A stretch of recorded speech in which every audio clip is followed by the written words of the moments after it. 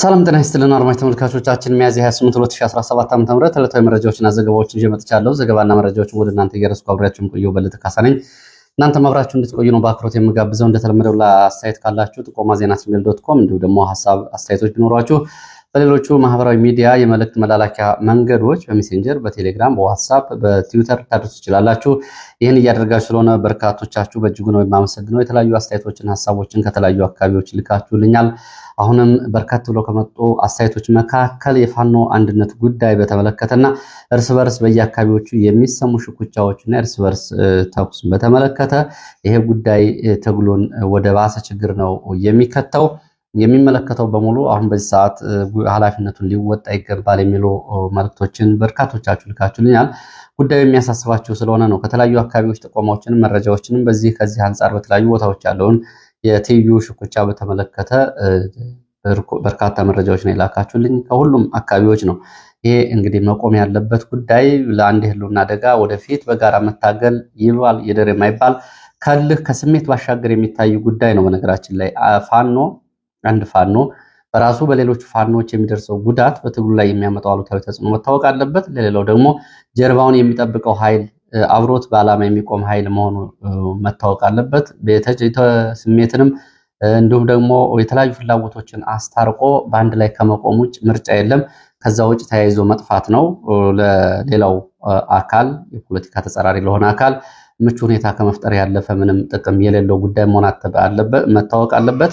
ብዙዎቻችሁ በስሜት በለው ግፋ በለው ሲል በውስጥም በውጭም የሆነ ድጋፍና ስሜት በመያዝ የሚደረገው ጉዳይ ነገና ከነገ ወዲያ ሁኔታዎቹ ባለፉ ጊዜ ሁሉንም ጸጸት ውስጥ የሚከት ትግሉንም እንደዚሁ ደግሞ ማህበረሰቡንም የሚያሳዝንና አሉታዊ ማህበረሰባዊ ጫና ጥሎ የሚያልፍ ጉዳይ ስለሆነ ሁሉም ይህንን ሊያስቡበት ይገባል። በየአካባቢው ያለው ሰው ይህንን ማድረግ አለበት። በተለይ የፋኖ የውጭም የውስጥም ደጋፊ ትግሉ ያገባናል የሚል በራሳቸው ደግሞ የፋኖ መሪዎች ከውስጥ በተለይና የፋኖ ደግሞ የታችኛው ተዋጊ ሰራዊት በዚህ ጉዳይ ላይ በፋኖ አመራሮች ግልብ የስልጣን ፍላጎት ምክንያት የሚደረጉ ሽኩቻዎች ካሉ እሱን በጽኑ መቃወም አለበት።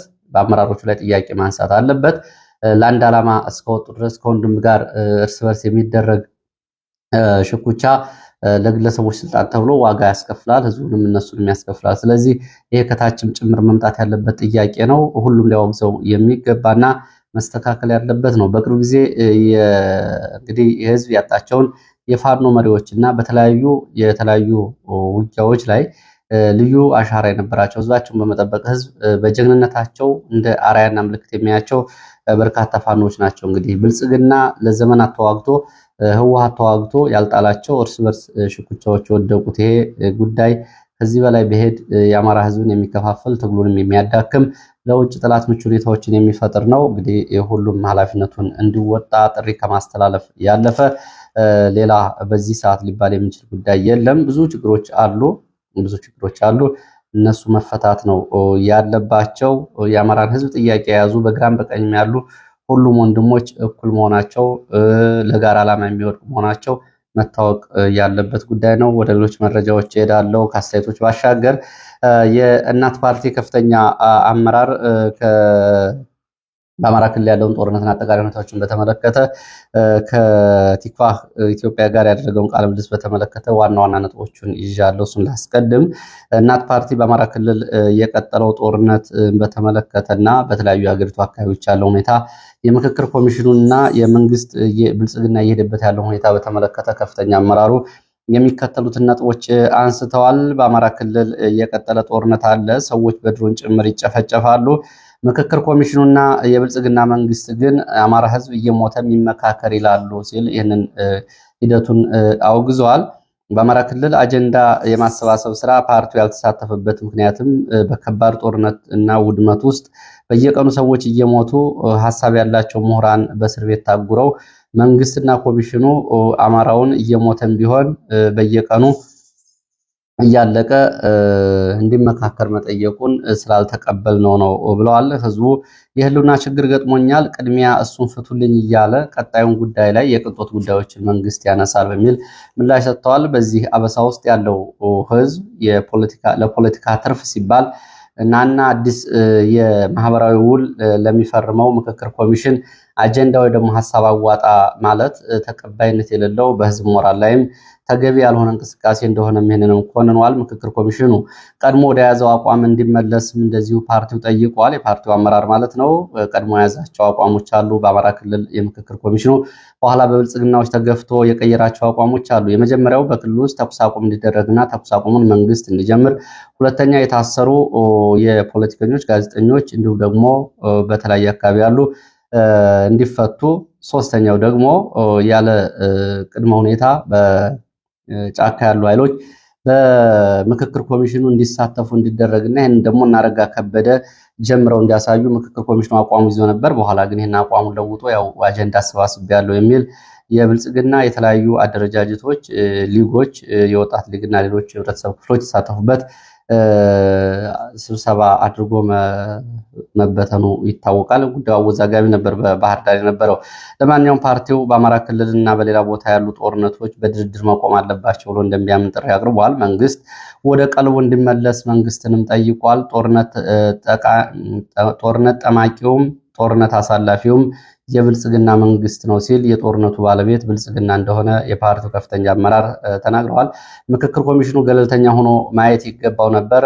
ሆኖም ግን በማይገባው ጉዳይ ጭምር እየገባ እንደሚገኝም እንደዚሁ አንስተዋል። ኮሚሽኑ መንግስት በቀደደለት ቦይ ከመፍሰስ ውጭ ወጥቶ ሌሎች ጉዳዮችንም ኃላፊነቱን በትክክል እንዲወጣ ለኮሚሽኑ ጥሪ አቅርበዋል። በአማራ ክልል ያለው ጦርነት ህዝቡን እንደ መጋዝ እየተመላለሰ እየቆራረጠ ነው ብሏል። እንግዲህ የመጋዝ አይነት ባህሪ ያለው ጦርነት ወደዛም ሲሄድ ይቆርጠዋል፣ ሲመለስም ይቆርጠዋል። በዚህ መንገድ ነው የአማራ ህዝብ አበሳውን እያየ ያለው። ለ50 ዓመታት በተለያየ ትርክት ዋጋ የከፈለው እና ፍዳውን ሲያየኖረው ህዝብ አሁን ደግሞ በጦርነቱ ውስጥ ዋጋ እየከፈለ ነው ብሏል። ከ6 ሚሊዮን በላይ ህፃናት ትምህርት ቤት አይደሉም፣ 4500 ትምህርት ቤቶች ወድመዋል። ወጣቱ ተስፋ ቆርጦ ከሀገር እየተሰደደ ነው የሚገኘው። ስለዚህ በዚህ ውስጥ የምክክር ኮሚሽኑ ምን ሊያሳካ እንደሚችል ግልጽ አይደለም ሲል በሌሎች አካባቢዎች ያለውንም በትግራይ ያለውን ሁኔታ በተመለከተ በትግራይ በስልጣን ሽኩቻ በሚደረግ የፉክክር ህዝቡ ለባሰ ጦስ ተዳርጓል ብሏል። በትግራይ ካለው ባሻገር በኦሮሚያ ክልልም ህዝቡ በሁለት የጨለማና የቀን ገዢዎች ከፍተኛ ዋጋ እየከፈለና እየተሰቃየ ነው ብሏል። በኦሮሚያ የቀን ገዢዎቹ እነ ሽመልስ አብዲሳ ሲሆኑ የሌሊት ገዢዎቹ ደግሞ ሌሎቹ እነ ጃልመሮ ናቸው። በእነዚህ ሁለት ገዢዎች ህዝቡ አጠቃላይ ዋጋ እየከፈለ ነው። አጠቃላይ መንግስት ከጦርነት ግፋ በለው ሀሳቡ ወጥቶ በአስቸኳይ ወደ ሰላማዊ ድርድር እንዲመለስ ጥሪ አቅርቧል። ወደ ሌሎች መረጃዎች እሄዳለሁ። በምስራቅ አማራ ከአለማጣ እስከ ደብረ ብርሃን ባሉ ቀጠናዎች የትራንስፖርት ስምሪት አድማ መጠራቱን ያው እንግዲህ በተከታታይ ዘገባዎች ወደ እናንተ እያደረሱ ነው። ይህንን ተከትሎ ሐይቅ ሾፌሮች በፖሊስ ተደብድበዋል። የፖሊሶች ሐይቅ መናኸሪያ በመግባት ሾፌሮችን ደብድበዋል። ለምን አድማ አደረጋችሁ በሚል ነው ድብደባ የፈጸሙባቸው ተብሏል። ደሴ፣ ደብረ ብርሃን፣ ውርጌሳ፣ ሐይቅ የትራንስፖርት እንቅስቃሴ ሙሉ በሙሉ ባይቆምም በከፍተኛ ሁኔታ የትራንስፖርት ችግር ተከስቷል። በዚህም እንቅስቃሴ ባለመኖሩ ሰዎች ተቸግረዋል። ከደሴ ወደ ኮምቦልቻ 52 ብር ይከፈል የነበረ ትራንስፖርት 85 ብር የደረቅ ጭነት ተሽከርካሪዎችን በመጠቀም ሰዎች ሲሄዱ ተመልክተናል ብለዋል የዓይን እማኞች። እንግዲህ በዚህ አካባቢ በተለይ ደብረ ብርሃንም በተመሳሳይ በትላንትናው ዕለት ከደብረ ብርሃን ወደ አዲስ አበባ የትራንስፖርት እንቅስቃሴ ቆሞ እንደነበረም የመረጃ ምንጮች አስታውሰዋል። አፈሳውን በተመለከተ አሁንም የሚደርሱ መረጃዎች አሉ።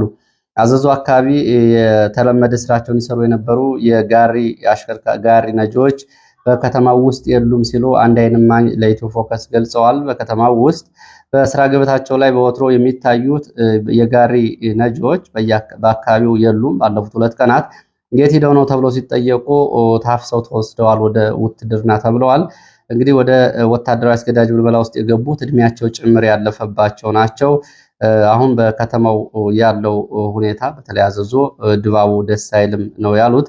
ሌላው ከጎንደር ከተማ እንደዚሁ ከከተማው ብቻ በተወሰኑ ደቂቃዎች ከ25 በላይ አውቶቡሶች በግዳጅ እና በፈቃደኝነት ተመልምለዋል የተባሉትን ምልምል ወታደሮችን ይዘው ወደ ወታደራዊ ማሰልጠኛው ሲሄዱ ተመልክተናል ብለዋል። በተለያዩ አካባቢዎች እንደዚሁ አፈሳዎች መኖራቸውን የመረጃ ምንጮች ገልጸዋል። በአዲስ አበባ በተለያዩ ክፍለ ከተሞች የስራ አጥ ምዝገባ በሚል የስራና ክህሎት ጽሕፈት ቤት በስራ አጥነት የተመዘገቡ ወጣቶች እየታፈሱ እየተወሰዱ ነው።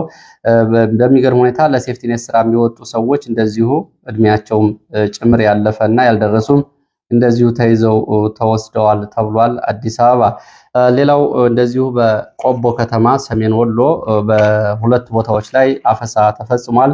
ሰኞ ገበያና ዞብል መሳፈሪያ ተብሎ የሚጠሩ የከተማው አካባቢዎች ቆመው የነበሩ የጉልበት ሰራተኞች ታፍሰው ተወስደዋል በትናንትናው ዕለት። እንዲሁም ደግሞ አዲስ አበባ ተብሎ የሚጠሩ አካባቢዎችም ሰላማዊ ሰዎችም ታስረው ታግተው ተወስደዋል። በተለያዩ አካባቢዎች ያለው ወታደራዊ አፈሳና የጅምላ ማፈስ እንግዲህ እንደቀጠለ ነው። በተለያዩ አካባቢዎች በኦሮሚያን በአማራ ክልል ወደ ሌሎች መረጃዎች ሲሄድ ብልጽግና የጦር ወንጀል እየፈጸመ ነው ተብሏል። የብልጽግና መንግስት የነፍሰ ጡር ሴቶችን በውጊያ እንዲሳተፉ እያስገደደ ህይወታቸውን በውጊያ ላይ እንዲያጡ አድርጓል። ይህ አሳዛኝ መረጃ ነው። ሰሞኑን በማዕከላዊ ጎንደር አርማጭሆ ታች አርማጭሆ ማለት ነው በተደረገው ውጊያ ሚያዝያ 26 በነበረው ውጊያ ነፍሰ ጡር የ6 ወር ነፍሰ ጡር ሴት በሚሊሻ አማካኝነት በግዳጅ እንድትዘምት መደረጓን ተከትሎ በውጊያው ህይወቷ አልፏል ብለዋል የመረጃ ምንጮቹ። ሚያዝያ 26 2017 በአርማጭሆ ሙሴ ባምብ ጠገዴ እና ጃራ አካባቢ በነበሩ ውጊያዎች ከፍተኛ ቁጥር ያላቸው የሚሊሻ አባላት ናቸው ያለቁት። ከነዚህ ውስጥ እንግዲህ የ6 ወር ነፍሰ ጡርም ትገኝበታለች ተብሏል። በግዳጅ በሚሊሻ እንድትዘምት ተደርጋ ነው አሁን እንግዲህ ከጽንሱ ጋር ህይወቷ በጦር ሜዳ ያለፈው። በጣም አሳዛኝ ነው። ይሄ በነፍሰ ጡር ሴቶችን አስገድዶ ወደ ጦር ሜዳ በማስገባት ብልጽግና የጦር ወንጀል እየፈጸመ ነው ሲል የረመጡ ደጀን ፋኖ ክፍለ ጦር ቃል አቀባይ ፋኖ መምህር አስፋው አደራጀው ነው ይህንን መረጃ ከቦታው ያደረሰው። ለኢትዮ ፎከስ እንደገለጸው እንግዲህ የ6 ወር ነፍሰ ጡር በውጊያ ስለመሞቷ ነው። ይሄ ግልጽ የሆነ የጦር ወንጀል ነው። ወደ ሌሎች መረጃዎች ሄዳለሁ። ወደ ሌላ መረጃ ሲሄድ የአማራ ፋኖ ህዝባዊ ድርጅት የተጓደሉ ከፍተኛ አመራሮችን ስለመተካቱ ከተሰራጨው መረጃ ላይ ለመመልከት ተችሏል። በፋኖ ደረጀ በላይን ተቀዳሚ ምክትል ሊቀመንበር፣ ፋኖ መስፍን አበበን የአደረጃጀት መምሪያ፣ ፋኖ አማሃ ተስፋዬን ህዝብ ግንኙነት፣ ፋኖ መልካሙ ጣሴን የምልመላና ስልጠና መምሪያ ኃላፊ አድርጎ 10 የተጓደሉ አመራሮችን ስለመተካቱ ከተሰራጨው መረጃ ላይ ለመመልከት ተችሏል። ሌላው ህወሓትን የተመለከተ ነው። ወደ ግንባር መረጃዎች እመለሳለሁ። ህወሓት የአፍሪካ ህብረት አደራዳሪዎች ትጥቅ ፍቱ ከማለቱ ውጭ ስምምነቱን ሙሉ በሙሉ እንዲተገበር ያሳዩት ተነሳሽነት እጅግ ደካማ ነው ሲል ወቅሷል። ሰሞኑን ህወሓት ወደ 1400 የሚጠጉ ከፍተኛና መካከለኛ አመራሮቹን ሰብስቦ ባወያየበት ወቅት 3 ጉዳዮች የደቡብ አፍሪካው የሰላም ስምምነት እንዳይፈጸም እንቅፋት ሆነው ቆይተዋል ሲል በመግለጫው አሳውቋል። እነዚህንም የመጀመሪያው ጌታቸው ረዳ የአንድ ወገን ፓርቲ ሆነው ጊዜያዊ አስተዳደሩን ተቆጣጥሮት በመቆየቱ የፕሪቶሪያ የሰላም ስምምነት ሳይፈጸም ቆይቷል። ሁለተኛ የአብይ አህመድ መንግስት ወይ ደግሞ ፌዴራል መንግስት የፕሪቶሪያውን የሰላም ስምምነት ለመፈጸም በቂ ተነሳሽና ቁርጠኝነት ስለሌለው የደቡብ አፍሪካው የስምምነት ሳይፈጸም ቆይቷል ሲል ህወሓት ወቅሷል። ሌላው ደግሞ አደራዳሪዎቹ ትጥቅ ፍቱ ከማለት የዘለለ አጠቃላይ የፕሪቶሪያውን የሰላም ስምምነት ወደ መሬት እንዲተገበር ያደረጉት ያለው ተነሳሽነት እጅግ ደካማ በመሆኑ በሶስቱ ምክንያቶች ምክንያት የፕሪቶሪያ የሰላም ስምምነት አልተፈጸመም ሲል ነው ህወሓት መግለጫ ያወጣው። ይህንን የተናገረው ህወሓት አሁንም በትግራይ ከፍተኛ የሆነ የሰብአዊ ቀውስ አለ። ሰዎች በመጠለያ ጣቢያ ውስጥ ነው ያሉት። በዚህ እንግዲህ ህይወታቸው እያለፈ ነው። በረሃብና በመድኃኒት እጦት ወደ ቀያቸው አልተመለሱም፣ በረሃብ እያለቁ ነው ብሏል። የትግራይ ግዛቶችም ነፃ አልወጡም፣ የትግራይ ግዛቶችም አሁን በሌሎች አካላት እንደተያዙ ናቸው ሲል ህወሓት መግለጫ ወጥቷል።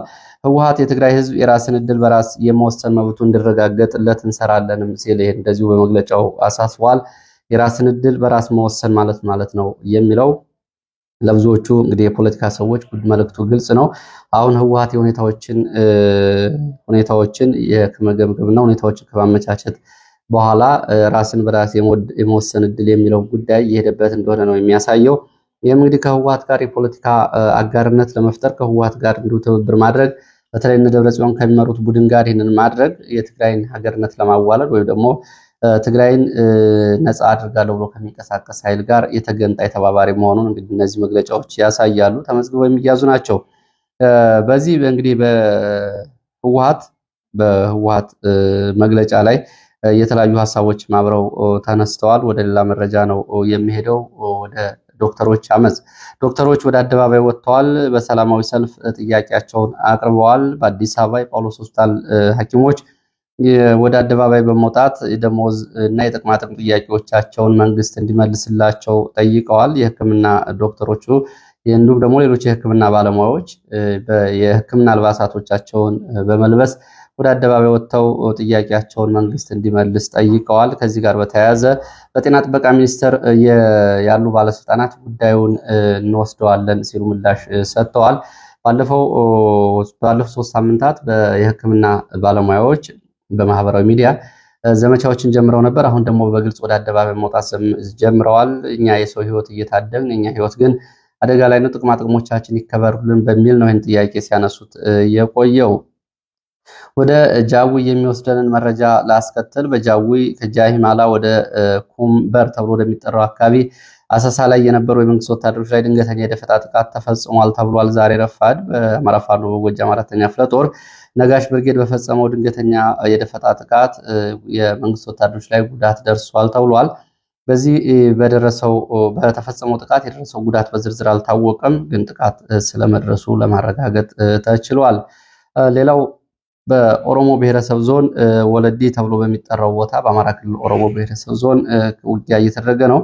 ከጧት ጀምሮ በአካባቢው ውጊያ የተደረገ እንደነበር የመረጃ ምንጮቹ ገልጸዋል። በውጊያው መንገድም ተዘግቶ ነበረ። ከአዲስ አበባ ወደ ደሴ የሚወስደው ዋናው መንገድ እዚህ ወለዲ ተብሎ የሚጠራ አካባቢ ከሀርቦ አለፍ ወደ ከሚሴ ተዘግቶ ነበር። በአካባቢው በተደረገው ውጊያ አካባቢ 3 ባለስልጣናት መገደላቸውን የመረጃ ምንጮች ገልጸዋል። ውጊያውን በተመለከተ ውጊያው በአካባቢው አስተዳደርና በመንግስት ኃይሎች ከማን ጋር እያደረጉት እንደሆነ ለማጣራት አልተቻለም። በዚህ በኩል ጉዳዩን ለማጣራት የአማራ ፋኖ በሸዋ ቃል አቀባይ ፋኖ አበበ ጽሞን ጠይቄው ነበር። የእነሱ ኃይሎች በዚህ አካባቢ ውጊያ እያደረጉ አለመሆኑን ገልጾልኛል። ይህንን ተከትሎ ምናልባት የሸኔ ታጣቂዎች የአካባቢው አስተዳደር ላይ ጥቃት ከፍተው ሊሆን ይችላል የሚል ነው ያለው። እንግዲህ በማንና በማን እየተደረገ እንደሆነ በግልጽ እንግዲህ በሌሎች መረጃ ጊዜ ይዤ መለስ ይሆናል። በዚህ ውጊያ ግን 3 የአካባቢ ባለስልጣናት መገደላቸውን የመረጃ ምንጮች ገልጸዋል። በተደጋጋሚ በዚህ አካባቢ የሸኔ ታጣቂዎችም እንግዲህ በብሔረሰብ ዞኑ የተለያዩ ቦታዎች ስልጠና የሚወስዱ የሸኔ ታጣቂዎች ውጊያ ሲያደርጉበት የቆየ አካባቢ እንደሆነ ይታወቃል። ወደ ሌላ መረጃ ሄዳለሁ። ወደ ሌላ መረጃ ሲሄድ የሱዳንን ጉዳይ ነው የምናገኘው። በሱዳን ለአለፉት 2 ዓመታት የድሮን ጥቃት ተፈጽሞበት የማያውቀው የምስራቅ ሱዳን ቀጠናዎች አሁን ተከታታይ የድሮን ጥቃት እየተፈጸመባቸው ነው የሚገኘው። የካርቱም ከተማን በፈጥኖ ደራሽ ኃይሉ መያዟን ተከትሎ ከ2 ዓመት በፊት የሱዳን መንግስት ጊዜያዊ አስተዳደር በነ ጀነራል አብደል አልፋታህ አልቡህራን የሚመራው ኃይል ጊዜያዊ መቀመጫውን ወደ ፖርት ሱዳን አድርጎ ነበረ። በፖርት ሱዳን ሆኖ ነው እንግዲህ አጠቃላይ ጦርነቱንም የሱዳን ማስተዳደር ሲመራ የቆየው። አሁን በዚህ ጊዜያዊ አስተዳደሩ በሚገኝባት ፖርት ሱዳን ከባለፈው እሁድ ጀምሮ እስከዛሬ ድረስ በተከታታይ የድሮን ጥቃቶች ተፈጽመዋል። ይህንን የድሮን ጥቃት በተመለከተ ጦርነቱ ሌላ ምዕራፍ ውስጥ እየገባ እንደሆነ የሱዳን ባለስልጣናት እየገለጹ ነው። ይሄ ድሮን ጥቃት መነሻው ከቀይ ባህር ነው። ይህንን ደግሞ ፈጥኖ ደራሽ ኃይሉ ብቻውን ሊያደርገው አይችልም። በቀይ ባህር ቀጠና ካሉ የፈጥኖ ደራሽ ኃይሉ አጋር አካላት ወይም በሌሎች ሀገራት የሚፈጸም የድሮን ጥቃት እንደሆነ ነው የገለጸው። የሱዳን ባለስልጣናት ይሄ ጥቃት የተፈጸመው ምናልባት በቀይ ባህር ቀጠና ከሚገኙ የተባበሩት አረብ ኤሚሬትስ የጦር ማዘዣዎች ሳይሆን አይቀርም ሲሉ ግምታቸውን ተናግረዋል። በቀይ ባህር ካሉ የጦር ሰፈሮች ውስጥ እየተነሱ ተከታታይ የድሮን ጥቃት ፈጽመዋል። በዛሬው ዕለት በ3ኛ ቀን በተፈጸመው የድሮን ጥቃት ወደቡ የፖርት ሱዳን ወደብን ጨምሮ አየር ማረፊያ፣ የነዳጅ ዲፖ ወድሟል። በከተማ ውስጥ ከፍተኛ ቃጠሎና ከባድ ፍንዳታም እንዳለ ነው። በርካታ ሰዎች ፖርት ሱዳንን ለቀው እየወጡ ነው። በነዳጅ ዲፖ ላይ በተነሳው እሳት ምክንያት ተከታታይ ጥቃት ነው የተፈጸመበት። ይህንን ጥቃት በተመለከተ የተባበሩት መንግስታት ድርጅት ጥቃቱን አውግዟል። እንዲሁም ደግሞ በቀይ ባህር ቀጠና ከፍተኛ ሚና አለኝ የምትለውን ግብፅን ጨምሮ ግብፅ፣ ጅቡቲና ሌሎች የገልፍ ሀገራት የድሮን ጥቃቱን አውግዘዋል። በዚህ በኩል እስካሁን ድረስ አረብ ኤሚሬትስ በጉዳዩ ላይ ምላሽ አልሰጠችም። ግብፅ ግን በእጅጉ ጉዳዩን ኮንናለች። የሱዳን ጦር ከፖርት ሱዳን በመነሳት ባለፈው ካርቱም መቆጣጠሩን ተከትሎ በሌላ አቅጣጫ የሶስተኛ ወገን እጅ ያለበት የድሮን ጥቃት መፈጸሙ እንግዲህ በቀጠናው ላይ አዲስ የጦርነት ምዕራፍ ይዞ እየመጣ እንደሆነ ይሄ አመላካች ነው ተብሏል። ከዚህ ጋር በተያያዘ እንግዲህ በኢትዮጵያና በኤርትራ መካከል ያለው ሽኩቻ ብዙ የቀጠናው ወታደራዊ ተንታኞች በተደጋጋሚ እንደሚገልጹት አሁን በዓለም ላይ አንድም ኃይል ብቻውን ወደ ጦርነት አይገባም። አጋር የሚላቸውን የተለያዩ አካላትን ነው ይዞ የሚገባው። ስለዚህ የሚነሱ ጦርነቶች ካሉ የተለያዩ አጋሮች እጃቸውን ወይም ደግሞ አክተሮች መለየት አለባቸው። ባለፈው የቀድሞ የኢትዮጵያ አየር ኃይል አዛዥ ጀነራል አበበ ተክለ ሃይማኖት እንዲሁም ደግሞ በኋላ ጀነራል ጻድቃን በዚህ ጉዳይ ላይ ለሚዲያዎች አስተያየት ሲሰጡ የተናገሩት ይህንን ነው። በቀይ ባህር ቀጠና ጦርነት የሚነሳ ከሆነ በኢትዮጵያና በኤርትራ መካከል በርካታ ሀገራት ሊሳተፉበት የሚችሉ ነው። የሱዳን ጦርነት ማሳያ ነው። ለዚህ በርካታ ሀገራት በግራና በቀኝ የተሰለፉበት ነው። ለዚህ ሰዓት ያስኳቸው አጫጭር መረጃዎች እነዚህ ነበሩ። በሌላ ተመሳሳይ መርሃ ግብር እስከምንገናኝ ስለተከታተላችሁ በእጅጉ አመሰግናለሁ። መልካም ጊዜ